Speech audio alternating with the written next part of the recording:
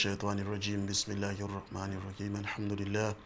ثم الصلاة والسلام على رسول الله صلى الله عليه وسلم أفضل الصلوات والتسليمات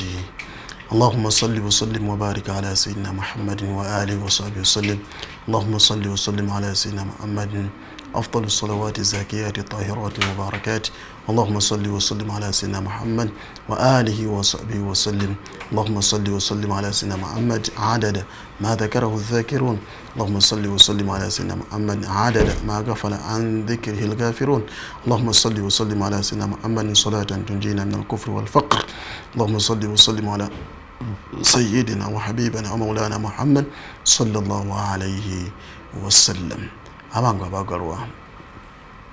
abalungi mwenna twebaza ekitiibwa Allah tumusaba ekitiibwa Allah asse okusaasira n'emirembe ku Mubaka Muhammadun sallallahu alayhi wasallam. Omukisa gusanga yeetegese tugenda tutunuulira olunaku lwaleero omukisa gusanga yeetegese omukisa gwonna esente obugagga busanga yeetegese tebusiŋŋaana muntu ali mutulo aliko awo kusobola busobozi la olina okuba nga oteekawo amakuba ag'enjawulo olina okuba nga olwana olina okuba nga ogezaako okuteekawo kyonna ekinakyusa obulamu bwo enkya kyusa obulamu bwo obw'omu maaso n'okwetegeka kyusa obulamu bw'abaana bwo ng'obategekera kirungi okubategekera naye kirungi okubategeka kyusa obulamu bwa famire yo ng'oteekateeka biidhinihi jalla waala. Enteekateeka eyo eba nnungi eba ya bbeeyi eba ya njawulo eba ya nkizo okwetereeza okwetegeka always kiba kikulu nnyo biidhinihi jalla waala. N'olwekyo omukisa oba enkulaakulana oba obugagga busiŋŋaana muntu yeetegese. Ekyo kikulu nnyo omuntu ebyo okubanga abitegeera. Abasinga obungi balowooza nti bigenda kuva buvi mu ggulu bigwe la bijja kuva buvi mu ggulu bigwe bugwi nedda tebigenda kutonya nga nkuba nedda. Era n'omulimi wabanga agenda kulima enkuba neetonya mulimi agenda okukungula mulimi anaafunamu nina mwannyinaze singa w'abaana Naalongo wali waffe eno seerabiddeewo Naalongo mwannyinaze ajeti nankya mundabire Naalongo oyo mashallah taala ninno ogamba wa Naalongo seerabiddeewo nina n'okugendayo nno nekazamuzamu kamutwayire biidhinihi jalla waala. N'olwekyo omulimi aba alinze enkuba etonnya n'egimusa ettaka nessa ebirungo byayo mu ttaka then oluvannyuma omutunsi ne guvaayo netufuna germination ensigo ne zimera ogenda okulaba nga tutandise okufuna ebibala ettaka ogenda olanga janjalo bivuddeyo binyeebwa bivuddeyo amatu gavuddeyo n'ebisigalidde musaana ne kuba kubadde mungi gutya bijja kusiŋŋaana oyo yalina kye yasize wasize eki olina kye wasize alright gwe alina kyasize alina kyotaddeyo gwagenda ebyo bigenda okumera atalinayo nsigo gyatadde mu ttaka haramu tasobola kubaako kyafuna. N'olwekyo kyovulaba Umar radiyallahu anhu yakufulumyanga abantu abali mu mizikiti babeera omwo ne beebaka bali mu mizikiti babeera omwo ne beebaka ne Umaru Sayyidina Umar radiyallahu anhu yabafulumyanga bufulumya n'abakuba n'emiggo babukuba emiggo abagamba nti mufulume mugende mukole kubanga inna sama mazima ekiyitibwa eggulu la tumtir dhahab wala fidda terisobola kutonyesa zaabu wadde silver wadde ekikome ekya silver ligenda tutonyesa eggulu litonyesa nkuba oluvannyuma zaabu n'ava mu mazzi omwo n'ava mu ttaka zaabu ow'ebirime zaabu walumonde zaabu waki n'otunda n'ofuna sente n'otunda n'ofuna kino nakiri eggulu lyetonyesa zaabu kubanga oyagala sente lyetonyesa $. Inna sama la tumtiru dhahaban teyitigenda tutonyesa zaabu egenda tutonyesa golds wadde silver la wabula ligenda tonyesa nkuba ekola ogwayo. Baalinga muzikiti omwo nga balinze kubanga baali bamanyikiddwa nti balina okubeera mu muzikiti ne balinda ne babawa. Omulembe gwa Nabbi Muhammad sallallahu alaihi wasallama waliwo akaseera nga Nabbi sallallahu alaihi wasallama abawazaka tegedi yalinga abawazaka ababeeranga mu muzikiti over 200 nga babeera omwo tebakola. Naye ekyo kiri justifiable nti nabbi yaliwo ng'obubaka bukka sallallahu alaihi wasallama nga n'amateeka gamu galina kukkira kwabo. Ayati ezimu ne ebigambo by'ekitiibwa Allah oba ahadithi ezimu right zirina kukkira kwabo. Mungu alina kulamulira okusinzira kwabo nabano okufuna guidance naffe ekinatukulembera maaso eyo nga girina kusinzira ku baana ababeera mu muzikiti. Then n'okuba nti Nabbi sallallahu alaihi wasallam obubaka bwabuse bulina osinganawo abantu abagenda receiving obubaka obwo. Ekyakubiri then abantu ababeera mu muzikiti ababeerawo bawanga company bano bonna abasiraamu abapya abalinga bavudde mu bitundu ebyenjawulo ne bava Karamoja alright ne bava ekyamulibwa ne bava luddawa ne bajja ne basinkana naawe ekibuli tugeze ne basinkana naawe Madina. Message ya Nabbi sallallahu alaihi wasallam nebira disseminated alright. Abava Kenya abavudde luddawa bonna nga balina okujja ne batambula ne bajjaawo for the dissemination of the message. Kati balina okubeeramu to welcome others, balina okubeeramu kuwa company abaala, balina okubeeramu naguno omulimu guno ogugamba nti abasiraamu tulina okuyamba bannaffe, tulina okuwaayo, tulina okusaddaaka nga tulina otegeera impact ya zaka, impact ya saddaaka, impact y'omutima ogw'obuntu bulamu, impact ng'etandika na ku bano abalimu muzikiti nga tebalina kye bakola. Baalingawo nga balina okuwandika ahadith. So sigenda buli muntu agenda kukola kubanga message erina okutambula. Abaati kugenda okukola baaliwo ni waliwo a few people alright n'abaala abaali bazze nga bada abandoned mu family zaabwe kati bazze Madina ne tebalina bwe batandikira alright. Bazze Madina tebalina ntandikwa, so they were abandoned by their families, immediate families. Abamu baali bakyali bato, abaala families abakyala babasulawo n'okuba musiramuse abaana bababaamu ganti muleke abaana mugende munonye Muhammad wammwe. Such things used to happen alright. Kati abantu abamu balina okubaawo abo baalingamu abanako abasula mu muzikiti ku mulembe gwa Nabbi Muhammad sallallahu alaihi wasallam. Era nga ahkamu za saddaaka, ahkamu za zaka, ennamula yaazo n'engaba yaazo n'ebisigadde, then n'omutima guli omusiraamu muganda omusiraamu bitandikira kwabo ndulaba. Then n'okubanga ate batuwanga essomo nti si buli omuntu agenda sigala mu muzikiti omwo, la kuliko abazze mu muzikiti omwo nga bakozi, kuliko abazze mu muzikiti omwo nga bazze ssoma eddiini naye nga baba abandoninze, naye nga abamu ku bo babadde basomi alright, babadde bakozi kati balese ebyobugagga byabwe eri, but if they are assisted they can work alright. Ne ba addinga value ku community.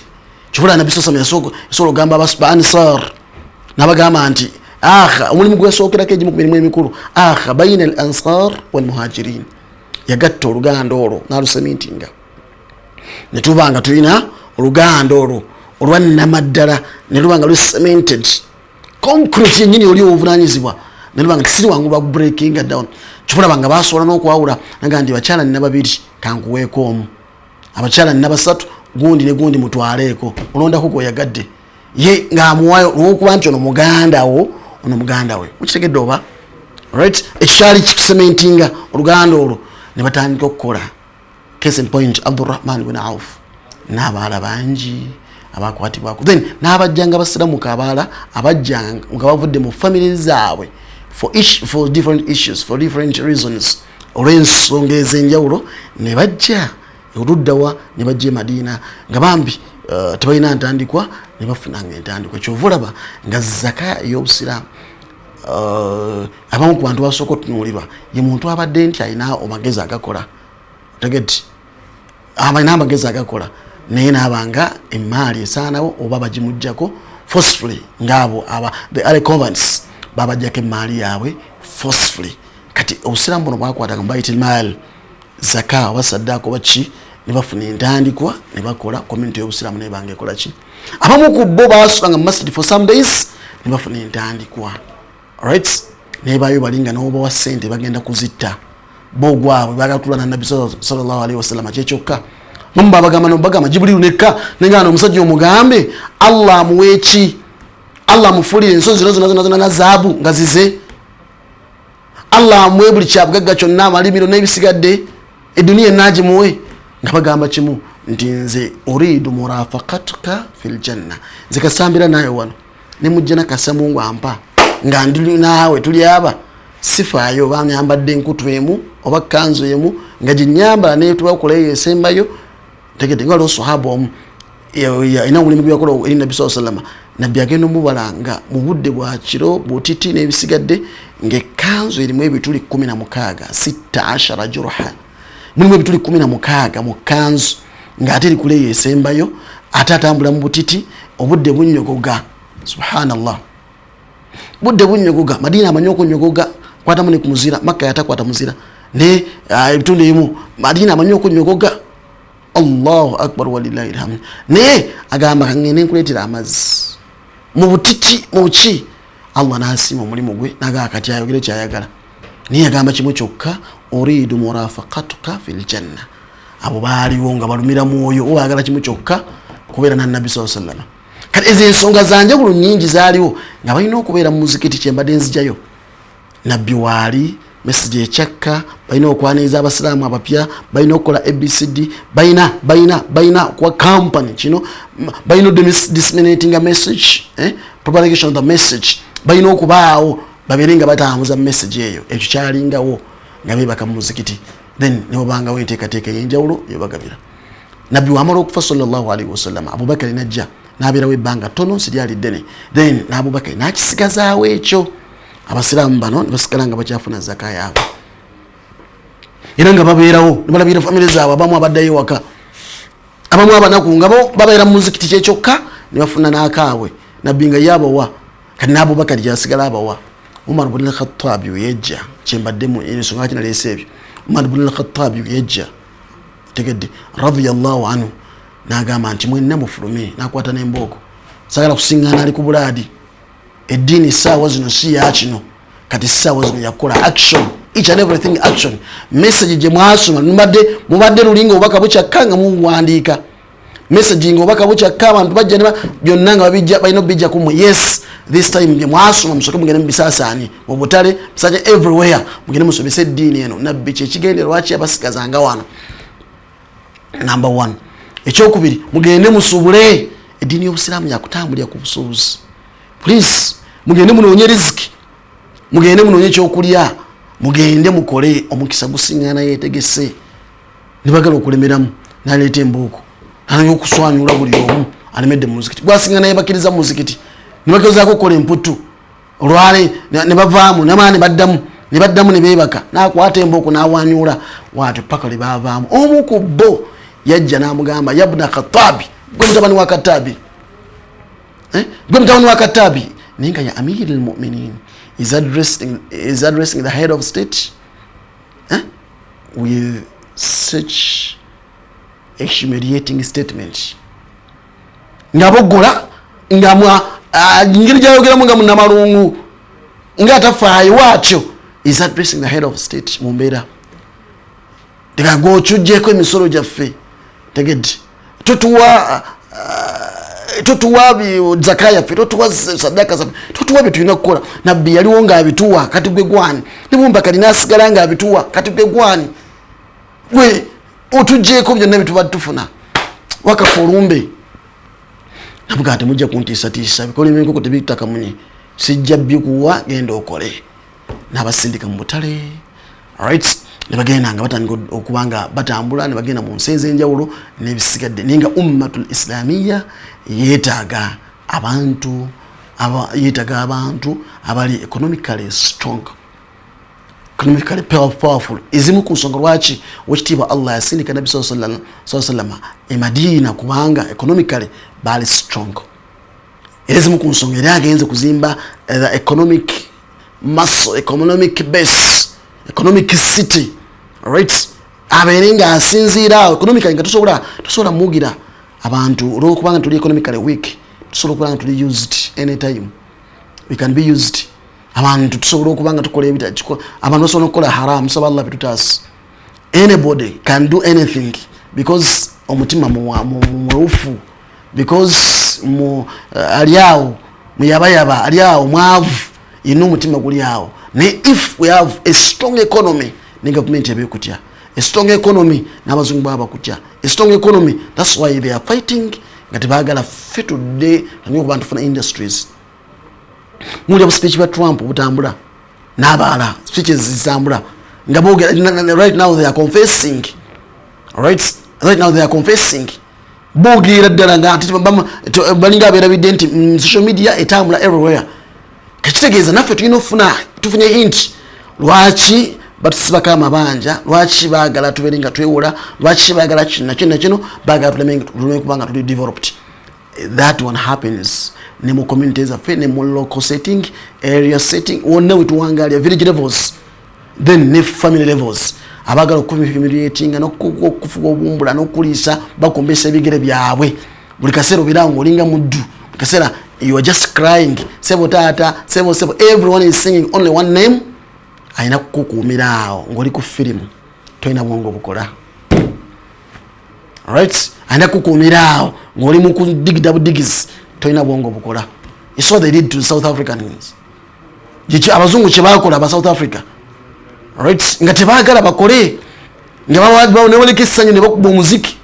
noberawo bali mu ebyo just muziki kyekyokka. They had freedom yachi nenga tebalina freedom yakola. Bamanyi nti abazungu balina tukolera, balina okuba ne shambles, balina okuba ne factories, balina okuba ne bisigadde nabiki niti lyakugane kutandikawo ka business katono, right? Teryaganye tandikawo kino, teryaganye kutandika kulima, teryaganye. No one can control your mind, no one can control your brain. It's only you who is failing yourself, right? The enemy to yourself is you. Therefore ngoyagala twagala okubaka enchuka. Let us first fight such inner enemies. Tubalwanyise kibula nabi kyagamba salama nti olutalo olw'okulwana n'ebitala, right? Okufuna a strong economic base luweddewo, a strong spiritual base luweddewo, a strong political base luweddewo. Right now the only battle we are left with is jihad and nafs, kulwanyisa this inner enemy. That one are inside the enemy within us. Oyo ayitibwa fear, oyo ayitibwa obutekkiririzaamu, oyo ayitibwa okugwamu essuubi, oyo alowooza nti nze nnakola ki, oyo nsaalwa, oyo ayitibwa aleeta eddogo, oyo omulabo, oyo atayagala nze naawe kubeera mu mbeera yakutambula bulungi. Obitegedde oba? These are the things, bino bye bintu byetulina okuba nga twogera olunaku lwaleero. Enkyawo bweyagala okukyukamu family bwagala okikyusa, right? Tegenda kuba musango, togenda kuddamu kublaminga kitaawo nti tiyakuwa ssente, nti yakuzaala oli mwavu. No, ensi egenda kukusayira omusango olw'okuba nti ofudde ng'oli mwavu. You're dying as a poor person, right? See, you're living and dying as a poor person. Si musango, it's not a crime. Nti musango gw'abakadde bo. No, it is your own setting, it's your own fault, it's your own whatever. Engwe ensobi yo go gyekoledde to die a poor person, to die a miserable whatever, a miserable person. Uliawo nennaku ekujjudde tolina nawakuziika, olinze kutwala mulimbo, right? Olinze kusuula busozi okuliibwa nga nsega. Others batandika n'okulaama babeerenga bakola ki, babookya. Such things ngabala abeera naawo nawulya ng'embeera n'ennaku emususse nagamba nti what I can do, the best I can do is just one single thing. Kangende kunankani kubanga ensi egaanye, kangende ku kizimbe neesuule wansi. Lwaki? Nga Allah akuwadde emikono, Allah akuwadde amagulu, Allah akuwadde obwongo, Allah akuwadde ebiyungo byonna bikola. Ebiyungo byonna bikola. Wena olikiriya Mungu akuwadde. It's time Mungu agenda tonyesa enkuba. eno okusingana yensigo. Allah agenda tonyesa enkuba eno okusingana ekitooke. Allah agenda tonyesa enkuba n'ebijimusa ebiri mu nkuba eno okusinganayo asimbye ekikajjo. Allah agenda tonyesa enkuba eno okusingana watermelon. Toyina ttaka ntegeeza buli muntu yenna alina okubaako kyakola. Sitegeeza nti buli mwana alina kuba mulimino kati ana anaagula ku munne. Naye genda oyige garage, oyigenda oyige emirimu gya garage, yige okukanika yingi n'ebisigadde, yige okufuuyira emmotoka, yiga wiring. Go get something. Emmotoka ezifuluma olwaleero za wiring. Get something, right? Obitegerekesa ebigambo ebyo. Buli omu esente zigwanye ezongerayo omwana ezimwongerayo agenda kwekesi. Yes, funa omuntu yogera bulungi n'abantu ba garage, right? Nganti muno omwana wange kajja akole nga tomuwa sente naye nga wayiga. Simple that. They are there. Abantu basobola okukola ki bakukibayamba. Unatambuza ebigere along the way wanayiga ajja sobola okufissa 10, ajja sobola okufissa 2. Enkya tugenda kufuna engineer. Tulina bangi nnyo, twalina omusajja bandogaawo ejinja ng'apangula engineer ati n'agikuddizawo n'okusinga omu Japan yagikola. Pangula engineer ati naye nga talina wadde ekigambo kya luzungu kyamanyi. Okuleka ebigambo byayinza okwogera ebyanankani nti eno carburetor simanyi, eno simanyi nankani, eno simanyi piston, eno simanyi ani, eno plug, ebyo nga byayogera ne concentrate n'erinnya lye yandibadde limulema tiyasoma naye nga obwongo yabukozesa. He was brought to garages. He was brought to a garage. He learned slowly, and he became an expert. Abamu tuyigira ku mirimu mpola wetu omukisa gusanga yeetegese. Allah okufuula expert, Allah okufuula ekyo kyoli, Allah okufuula omugagga, Allah okufuula successful mu kyokola. You must give it time, right? You must give it time. You must think for it. You must plan for it. You must have a plan day in, day out. Always. Ugamenti lero masterinze kino. Lero nkoze kino. Lero kino kinsobodde. Lero nenkya. I will make sure nti njiga wiring. I will make sure nti nakino nkiyiga. I will make sure kino omulimu gwa guzenga kugolola nako ngenda kuyiga okugolola. Bira nga byonna bino birina. Ene chance ebeze. Right? Ina bavubuka binatwale Sudan. Southern Sudan uyali awo ku peak 926 uyali ku peak awo ninga abamu bajjanga bettinganya ni bamu bali bakaingira mu garage ni bajje Sudan batani okubanga ate bakole motoka ebyagaananga ne baganga kati bazivuge bazirete Uganda ni bafuna be expert bagenda okuvainga avudde na mitwalo olwalira abamu bagagga just bakadde baabwe ne bagamba babatwale mu garage ngobudde bukyali tegede awo just ninchali na muizi nebaganti mbatwale mu garage wizibanga sente zibuze. Let us try look for places in different garages bagende nga bayiga ebyokukanika butuba tulemedde batwala musubira gemye mukono twagala bayige nga bali kuki abana bakubiranga na simu nga sinina wanu baganti twala omwana ayige ABCD batandika okugenda Sudan, Southern Sudan okubanga bakanika nenga almost bayigira ku mulimu, right? Bayigira ku mulimu almost ensabo Arabu ezitezamanyira kanika ne Saudi Arabia ne webayingizawo kanika ate omulimu ne gugonda ensi yonna nebanga yo nefunamu ne bafuna sente mpitirifu. Olwaleero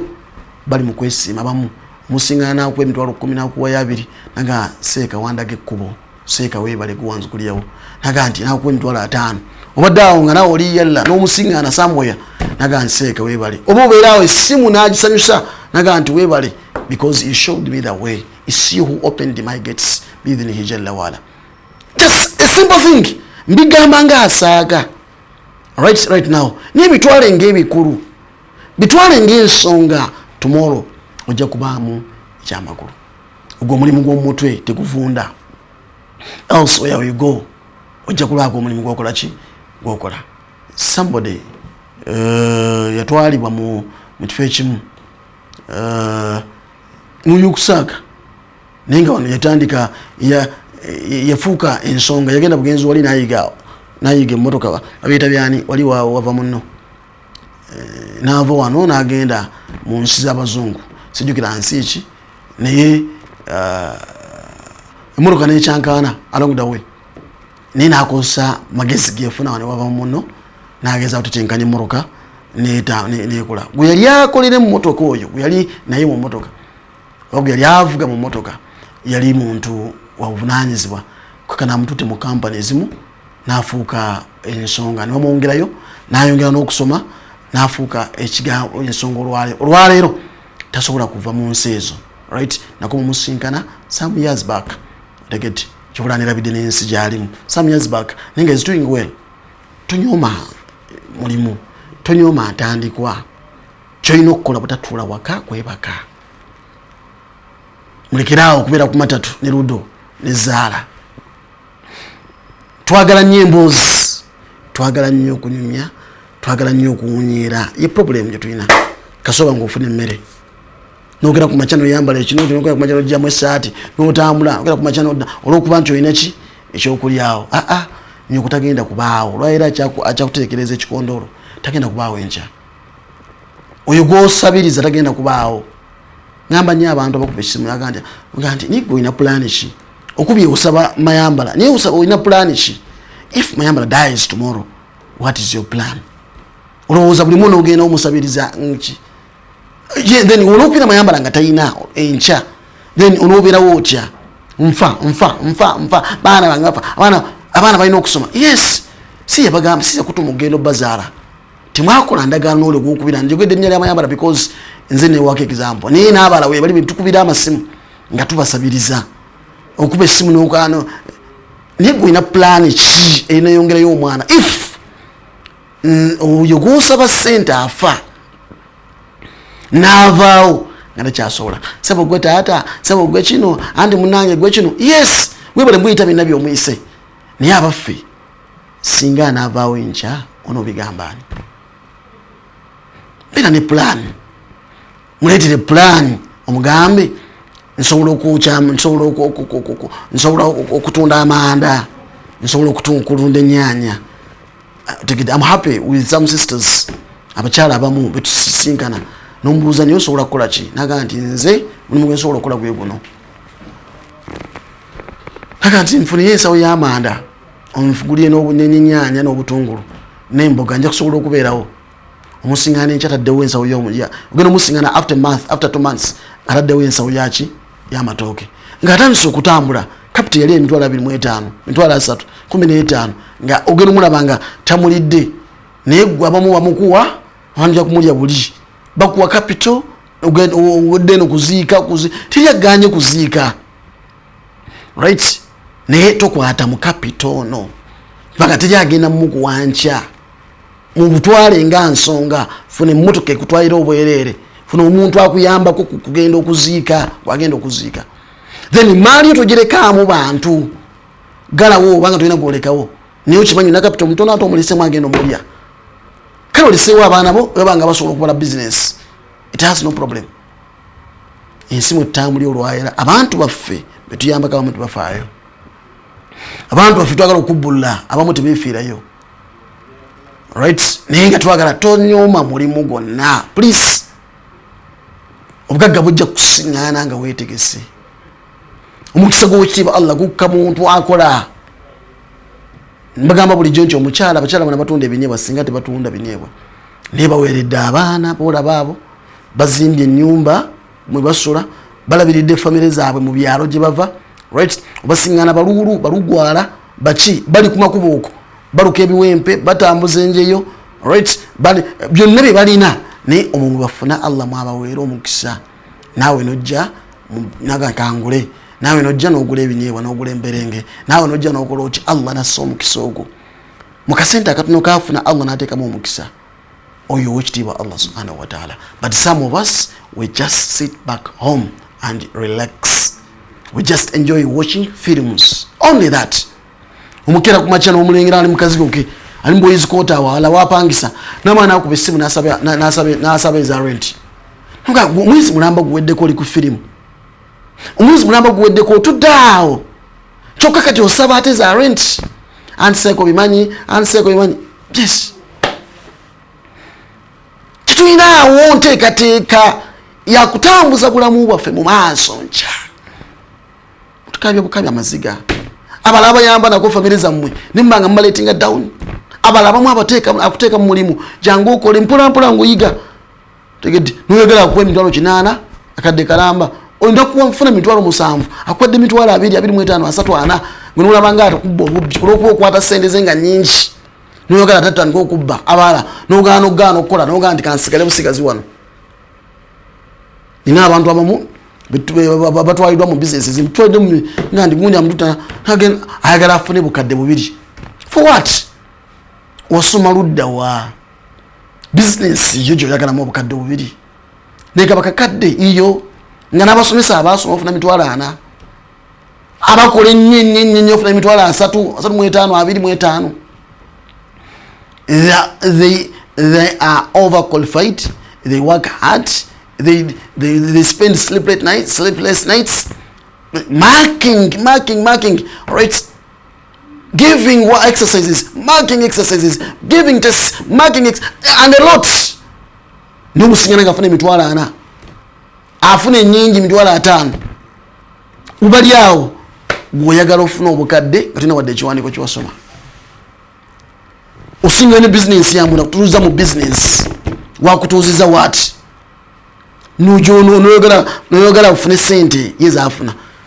olwokuba mubaze sente kati afune mega olwalira tukoze mitwalo milioni 2 ne gulu twakoze milioni 5 lutwakola milioni 8 juzi twakola milioni 3 ogenda olabanga osaanidde ddala ofuna obukadde 2 for what tandika n'ekyo ekitono funa amagezi ago saba nnyo Allah subhanahu wa ta'ala oluvannyuma ojja kufuna entandikwa ojja kukola kyekimu ojja kusaawo business yemu kitegedde tandika mpola topapa alajalatu min ash-shaytan obwangu tegedde bugubugu si muliro alright okwanguyiriza okwo ebintu ebimu si ekirungi abantu abamu babalese mu maduuka ga spare aba mu maduuka ag'enjawulo kibuga wano abantu bagala okubasiriza ababosi obasiŋŋaana nga naye batandika ebyabwe bifa naye abatandisa obulungi n'asiibula mu mirembe mu busente bwabadde atereka obwa bulijjo n'agenda n'atandika bizinesi naye bayemu ng'asibudde mu mirembe ne bamuwa omukisa n'ava wano ng'avuddewo n'embeera nga nnungi omusiŋŋaana enkya nga naye is expanding yatandikira mu Masa ali mu dduuka ddamba yatandikira mu Masa kati alina amaduuka 2-3 gonna ga spare bino bya Benz yatandikira mu Masa kati alina amaduuka 2 ga byuma bya pikipiki yatandikira mu Masa kati alina hardware 2 yatandikira mu Masa right wetyo witambula totuula waka Mungu subhanahu wa ta'ala ajja kussa baraka y'okukola baraka y'obugagga baraka y'okwesiima success okubeera gwe successful kigenda kusiŋŋaana ng'oli kuno olaba nabbi w'ekitiibwa Allah baakola nabbi yatugamba sallallahu nga atukubiriza nnyo obuteebaka nagamba naye mukole kubanga inna nabiyallahi Daawuda nabbi ayitibwa Daawuda nabbi wa Allah subhanahu wa ta'ala kana yakul min amali yadi yalinga agenda n'aweesa Daawuda yalinga agenda n'aweesa nabbi wa Allah ng'emaali kabusiweti niyo okubeeza abantu be kubabeezaawo yalinga aweesa tegeti yalinga agenda na he was blacksmith ali musajja muweesa naguweta omutayimbwa nakukola mu kyakukozeemu nagenda n'abajja n'afuna embazi n'afunamu nyondo watu yakolanga n'emikono gye wati yali Allah yamuwa amaani Nabi Daawuda alayhi salatu wassalam ebyetaaga okwokya ng'abyokya ebyetaaga okufunya n'emikono ng'afunya wati n'emikono wati nakola kyayagadde Nabi Daawuda alayhi salatu wassalam gwali his main occupation gwali ogwo olwaliro olaba Nabi Daawuda tumwogerako nga tuweekeza ambo mukola olaba Nabi Daawuda tumwogerako naye kati gwe gwani ng'oli nabbi mulamba era asobola okuba ng'afuna emmere okuva mu ggulu era asobola okufuna buli kamu konna naye atulaze netulina kukola Nabbi sallallahu alayhi wasallam kyova olaba wadde emyaka mingi egyali giyiseewo naye yamutuwanganga ekizambo ng'agamba bano abaali basula mu muzikiti badisemininga emessage eyo tegeti disseminating message eyo ng'agamba bano abaali nga bazze tegedde abavudde mu bitundu ebyenjawulo to disseminate that message ti Nabbi Daawuda yalinga akola ki tiyalinga obunene itasabiriza fe twagala sabiriza uno omulembe gw'olwaliro gwakusabiriza I detest that and Islam detests that okusabiriza buli kaseera okusabiriza everywhere omuntu alina amagulu abiri omuntu alina amaanyi omuntu omulamu n'omusinga nange ali mu kusabiriza everyone alina asuubira mu gwe asuubira mu gundi riziki yange eri mu nsawo yo nyamba okukino buli kaseera seeka nawasiza omukyalo owokusatu ebyo bituddamu ebyo teryaganye kuwasa bw'oyagala right naye osobola okubayimirizaawo make a plan right have a plan for those people otujja otambula inshallahu taala njagala nzaala abaana bangi yes nobody denies that nsobola okuba nga mbakozesa bakandule tegedde nsobola okuba nga mbakozesa funemu bano funemu bayinginia funemu bano fune abaana baza emmotoka mu baana 80 be nazaala 40 be nazaala mu mameka yes teryaganye kuzaala but plan have that plan bategeke bategeke biganye byokutema batekera bategeke bajja kuhasolinga mu nsi muno tubabeereza abaana bawe kubeera ngalo bunani saba Allah ko bulungi ndio nafunye story y'omugagga omu is among bagagga bawandi badde wegomba naye nti abaana be agamba nti abaana badde omunyumirizaako babeere Tanzania ni babeere Kenya nanga sagala abaana bano babeere kuki nekala babeere balabe ku nnaku baga nti kitaabwe nina sente basobola okufuna buli kamu konna kubeetaaga njagala babeere eyo balabe ku nnaku bategeere sente zifunika zitya batandika okutetenkanya okuba abayiiya kwana iwaatu yali muyiiya ng'akyali muto uyamala P7 yakola biki abikubuulira uyamala senior 4 yakola biki abikubuulira uyamala senior 6 agenda okugenda mu university tegedde nga atandise okufuna sente ez'obuvunaanyizibwa ddala ng'alina sente ez'obuvunaanyizibwa ddala naye ni musajja muyiiya mutetenkanya ffe tuli awo tulinda batukabira tuli awo tusabiriza busabiriza Islam detests that nolwekyo temwebaka waka temudda ku sinema temudda ku TV temudda kulaba emipiira guno mulembe gw'olwaleero gukubiriza nnyo abantu okubeera bangalo bunani than okubeera abantu bali creative bangalo bunani abantu bali awo just thinking of getting just sente mu mbeera wetu ala basuubira zifuna ku TikTok kola content wabwe ebisigadde naye tuwanyisa ebyo ebityo tusobola okuba nga tufunamu inshallah taala nakolenja tugezeeko okuba nga tulwanyisa tufunemu mu maaso g'ekitiibwa Allah subhanahu wa taala eduniya ereme kubanga etusala ensi tugende nga tufunamu obulungi biidhinihi jalla waala saba Allah bobitekera ebigambo ng'ebyo omulembe guno mugulaba mbagambye gulagira nnyo era guyigiriza nnyo abantu kubeera bangalo bunani game muntu ali ku big game azanya big game everywhere you go mbagagga mu masomero omusingano omusajja omukulu ali ku big game ali ku game olutuuka just game nadda kunanganyaawo nazanya navuga emmotoka nadda mu mpiira nadda bibyo limu kasasiro babeera mu ebyo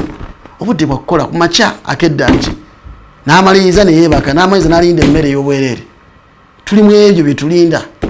nomulembe gw'olwaleero mulembe gubeera mu nangani mu kusiba mipiira bantu balinda byasi sente za nangani za chances kusiba bululu bwa mupiira just nitubeera babeera we batu bavubuka balina amaanyi bagezi basoma n'okusoma nibali awo basiba busiba mipiira manyi mayina manji basiba mipiira ebyo kasasiro eka kubabeera mu we batyo abantu babeera mu biki babeera mu film series zilinga series oli alaba series buli omuntu akunyumiza etambula eriko n'ebisigadde byonna buli omu abeera kunangani obwo series tegedde webiti tubeeramu naye nga akedde ku series mukyala akyalina amaanyi mukyala mugezi alina kuba omukujjukujju muvubuka alina amaanyi muvubuka azadde n'okuzaala gwe babeera ku series webazaala ate baagala abakazi balabiire abaana tegedde bakazi bawasabuwasa bali awo bangala obunani tebalina makulu mungu abasaasi ya rabbi mulembe guteekateeka abo babeera mukulaba mupiira kyekyokka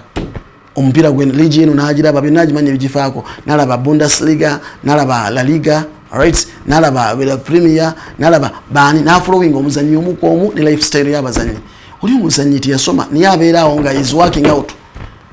to keep himself fit asobola okuba nga ali relevant Ronaldo asigala nga akyali relevant tegedde ng'ensi ekyamukayanira abantu bakyamwetaaga abantu bakyakaya n'okujja okumulaba everyone teyasoma tegede ye yamanya nti ekigere kyange mwe muli ensonga n'amanya n'okubanga ndi fit mwe muli ensonga n'amanya alina kuzimba mubiri gwe alina kukola mubiri tegede sibye bino byana avuka bakeera agandi nze kankolwa akanyama bakazi bano abakazi abalina ku sente bagala bavuka balina kanyama teyina motive ate instead yawo bwi abakyala bakola ki watcho Ronaldo undeseyo nti olwosobola okuba nti alumirwa n'abantu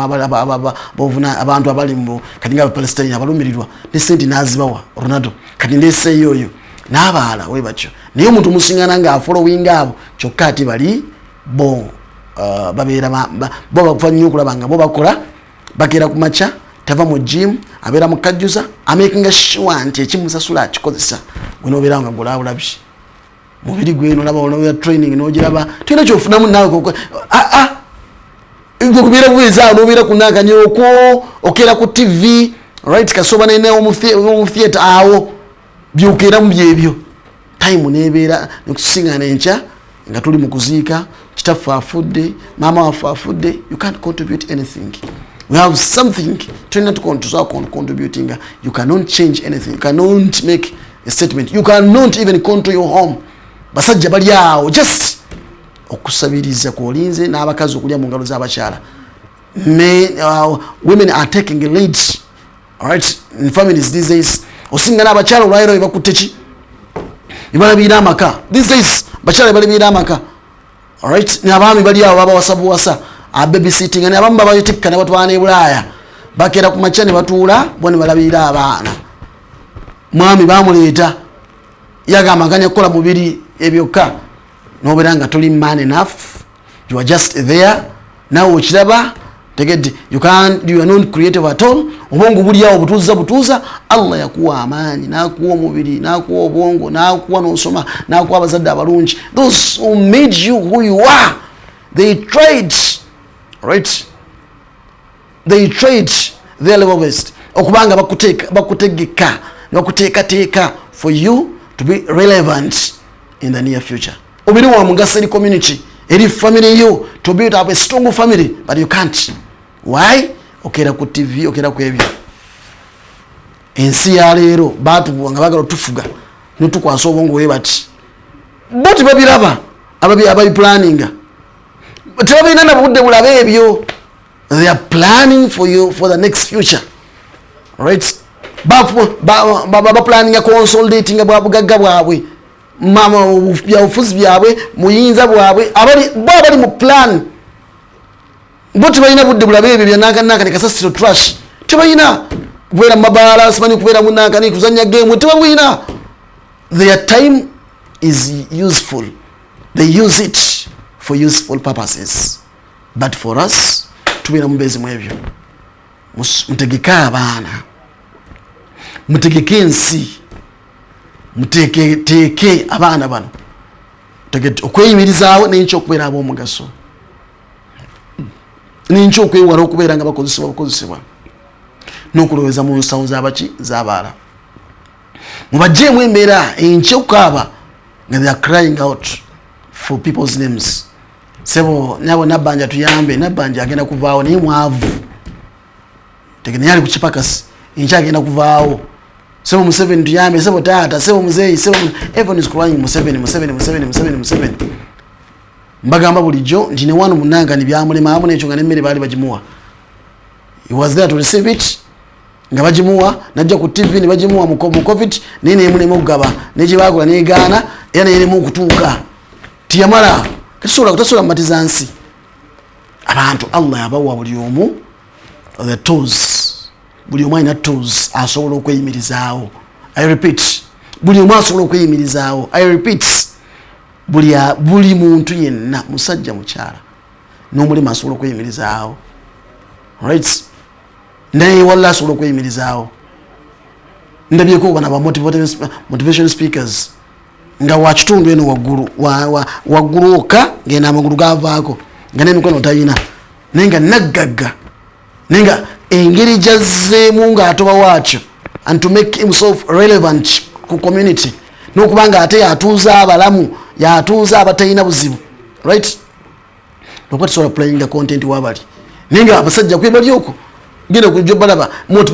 motivation speakers nga bamutawaana nnyo naye nga wasiŋŋaana nga balina ebizibu emikono tayina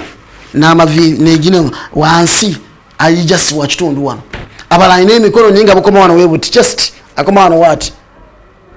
naye nga alina omukyala wabuvunaanyizibwa ddala nezadde ng'alina nagagganoga kati oyo anoonya atya emaati disika jimi agifuna atya yamanya weakness ye n'akozesa obunafu Allah bwamuwadde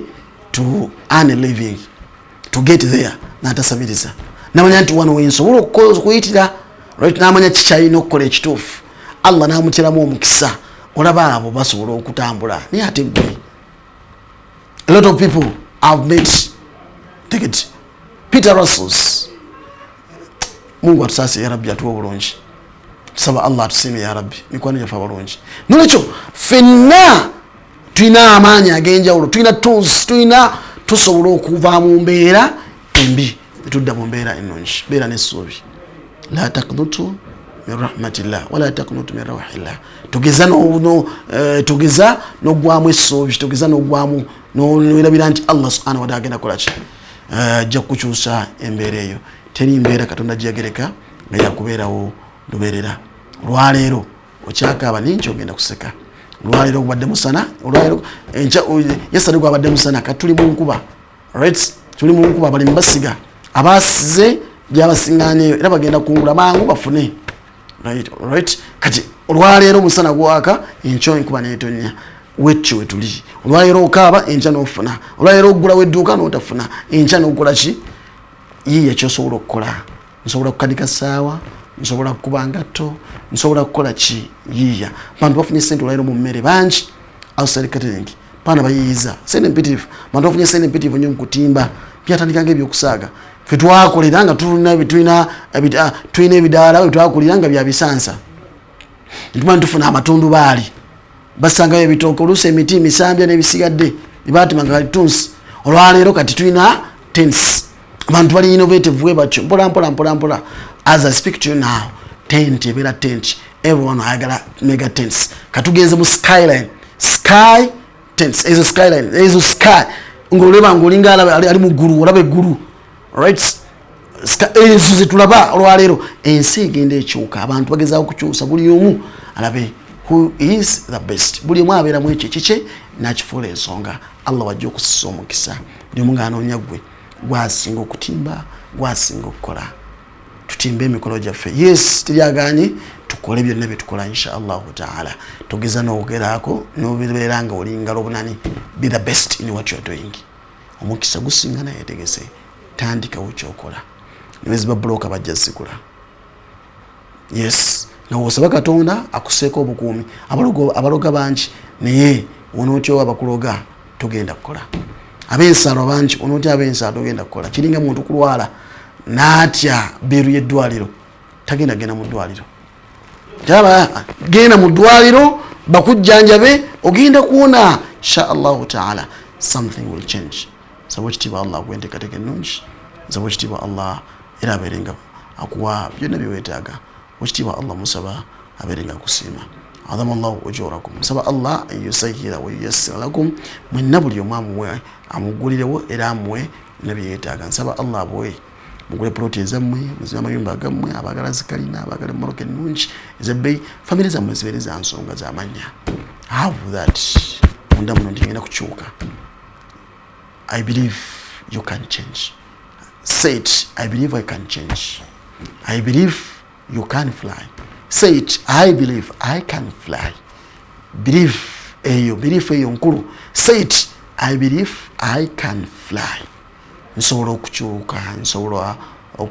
nange nsobola okufuna ekyo munnange kyalina tusinkane inshallah olw'okuno lujja nga twogera ku nkyukakyuka n'enkulaakulana n'okulaga nti omukisa gusingana oyo eyeetegese tuveemu obwanga lumunani n'okwekubagiza tukolimira bakadde baaba akuzaala olw'okuba nti oli mwavu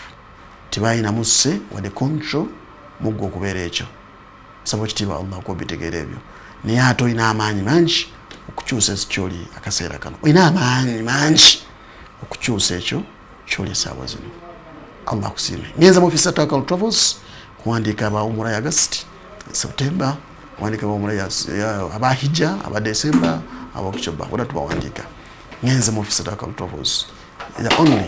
and reliable mashallah Ugandan travel company mashallah ta'ala. Saba Allah tu burunji. Assalamu alaikum warahmatullahi wabarakatuh.